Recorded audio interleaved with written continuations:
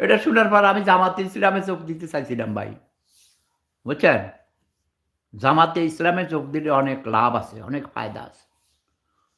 তো আপনারা যদি জামাতে ইসলাম এটা করে, বিবিসি, বার, ব্রোথেল, ক্যাসিনো, তার মানে মদ, মাগি, জুয়া, এই ৩ টাকে যদি জায়েজ করে দেয়, আপনারা সবাই জামাতে ইসলামকে ভোট দিবেন।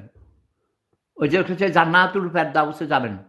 এই মদ, মাগি, জুয়া যেখানে আছে জান্নাতুল ফেরদাউসে, মানে জান্নাতুল ফেরদাউসে গেলে তো এগুলো এই ৩ টাই পাবেন, তাই না? ৭২টা হুরপরি পাবেন, মদের নহর পাবেন, তারপরে জুয়া খেলবেন সারাদিন রাত ২৪ ঘন্টা, কোনো ব্যাপার না, যা খুশি তাই করবেন। তাহলে ভাই আপনারা দয়া করে এই জামাত ইসলামকে ভোট দিবেন, তাহলে এই দুনিয়াটা স্বর্গ হয়ে যাবে।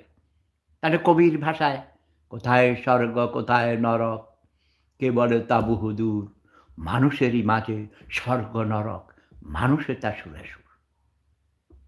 জয় বঙ্গ, জয় জনতা, জয় মানবতা, প্রেম ধর্ম, সেরা ধর্ম, লাভ ইজ পাওয়ার।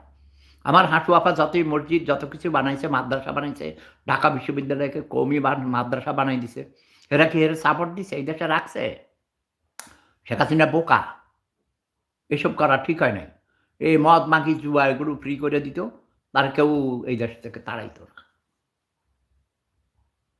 তাহলে আমরা বলবো জয় বাংলা, জয় জামাতে ইসলামী। জামাতে ইসলামীর সাথে জয় বাংলা যায় না, তাই না? কি বলতে হবে? নারায়ে তাকবীর, আল্লাহু আকবার, জামাতে ইসলামী জিন্দাবাদ, জিন্দাবাদ, জিন্দাবাদ। ফেরেশতারা আসে। তারপরে ওদের দাঁড়িপাল্লায় ভোট দিলে জান্নাতুল ফেরদাউসে যাবে। এবং আমাদের দেশের অশিক্ষিত, মূর্খ, বর্বর, ছোট লোক, গরিব, তারা এসব বিশ্বাস করে।